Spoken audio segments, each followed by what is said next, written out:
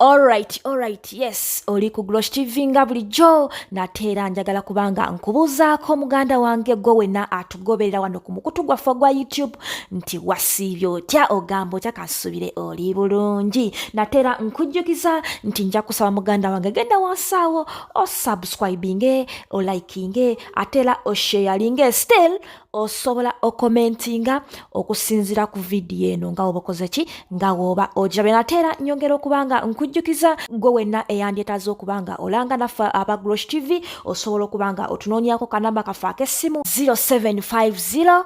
312083 oba 0750 312083 ojja kubanga osobola okubanga otufuna tujja kubanga tukulangira bizinesi yo osobola okubanga naawe ogikuba abantu mu maaso. Ladies and gentlemen, yonna gye mutulabira kasubire nti muli bulungi temuyina obuzibu we mutulabira ku mikutu gyonna gy'oliko olunaku olwaleero. Tash MC gemanya of course nina munange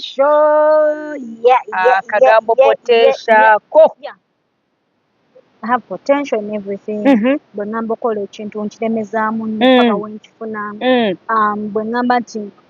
kino njiwa kukifuna chase for it paka wenkifuna and I do it in straight line. Yeah, that's me. Kwe gambo oli muntu ali stressed, ali focused. Yes. Omanya oluzungu luno lw'abazungu. Tegola bagenda kudda mu lunyankole lwange ntokoto olunyankole mwasiba muta muliire muta tumwine shonka ngasho ndikolekera bwe biganda nga ngendako mu Kiswahili mukwaje muko sawa kila kitu salama ani gwe ngambye mupezi wako mukazi we nakitegeera azisa omusajja oyo ate nali njagala kugamba nebyalafu nakulaba dda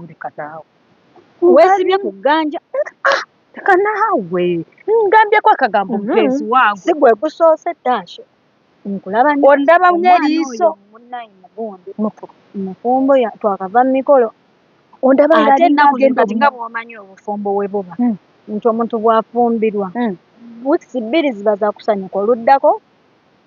ondaba ensonga ziba zikoze eki ondaba neetegayo weetegaatega dda okwaganja dda wagganja naye kanaawe ngambadde sinakitegeera mubuuzaako nga kyaliiwange ne mugamba nze siri kyaliiwe nze nga simubuuza nga bw'omubuuza mbadde ndaba kikome zinga mpale kusaala ne mugamba mupezi wangu naenda swali naye si wano ku mutima waali nze nkulaba juno ojja kunnemesa obufumbezo gw'olaba nakafundulwayo ennaku zange 2 tewali ayinza kunfuukiwala bannangaani bwebuuza nina omusajja gyali eyo naku eso ze naakafumbirwayo walayi tewali musajja anyway ayinza yimirira tobyogere ebyama byaffe bireka kubange nakufumbirwa kikudugudde walayi tewali anti oyo musajja nze nsobola muntwala aga nga mpasiza aga alaka tosobola kunneeyimirira tasobola etegeeza ndi mulaavu nzeka ekisooka you're not a house material totuula waka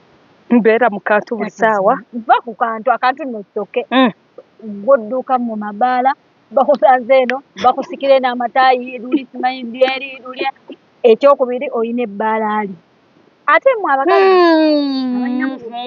obutonotono mulina obuzibu mbuno ki mwe mumanyi abasajja mulina bajjamu kasente nga bwe mwongera eno bwemuwa ku basajja esente naye nti omusajja owange ngaamuwa walayi kali akaana akato olina bojjamu sente n'owa kano juli kanaki akato kewandoga obwana obuto buveeko olina abasajja abakulu naye walayi olina olugamba ate ebintu byange nabikugamba mpola naye kati otandise obyasangula akaana nakatta akeesobowa naye ng'ensonga ennungi bannaye obeera ku muntu ng'alina naye era ninayo omukulu waabwe gwe njagala naye era kyakawase nenakatta nakeesebo ng'ojja mu mwami omukulu n'owakana akaana akato kali kagumala kali kagumala Juni nze nakugamba ku nsonga ezo kati lwaki tekagumala ne wano wano tewasoboka naye kati wano owamala bulaaka kati ebintu bya bulaaka kola nakugamba bwoti bwe kaba kagumala kufuna kuziza ez'ekikazi oba omuwa banaye muleke sente z'abasajja bulaaka ate nakugamba nze ku bulaaka kwe siva ebirala byonna bigande naye tugende mu maaso yes on the show today nga mikwano gyange bwe giri olunaku olwaleero gwe Juni sooka ombuulireko what is really going on tuli wano naffe tukaayana nkimanyi waliwo abankaayanya naye ate ab'emikwano ababiri baana ensi beemanyi bayimbye wamu bacakadde wamu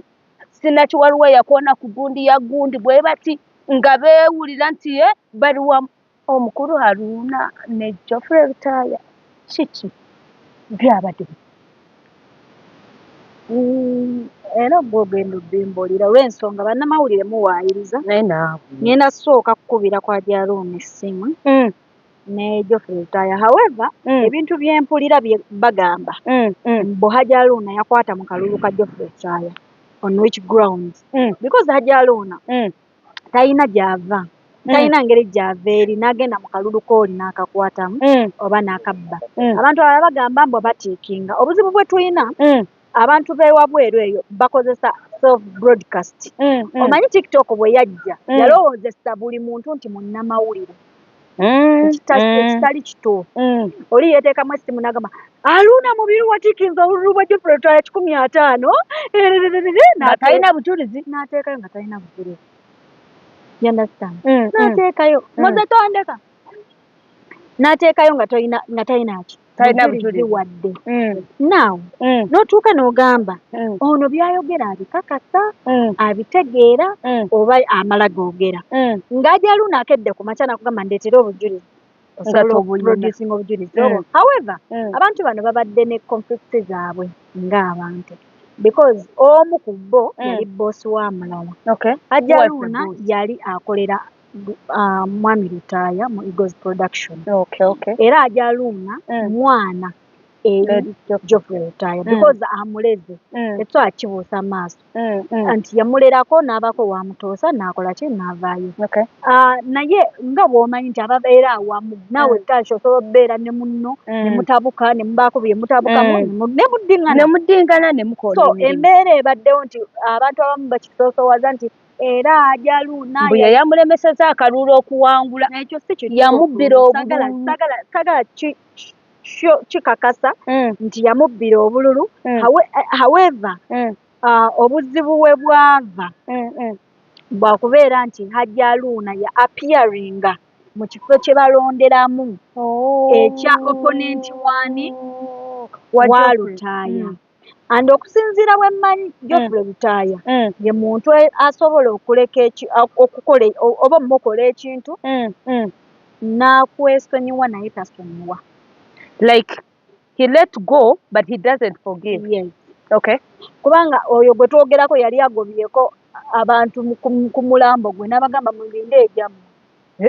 n'abagoba n'abagamba munvire ku mulambo n'ejjammwe gijja gogogogo ng'ayagala mweziikira yekka ab'ekyalo baaliwo kyogamba bwe baagenda tebaamuziika yoyo Rutaaya teyeerya ntama kyakaagala aba takikola ki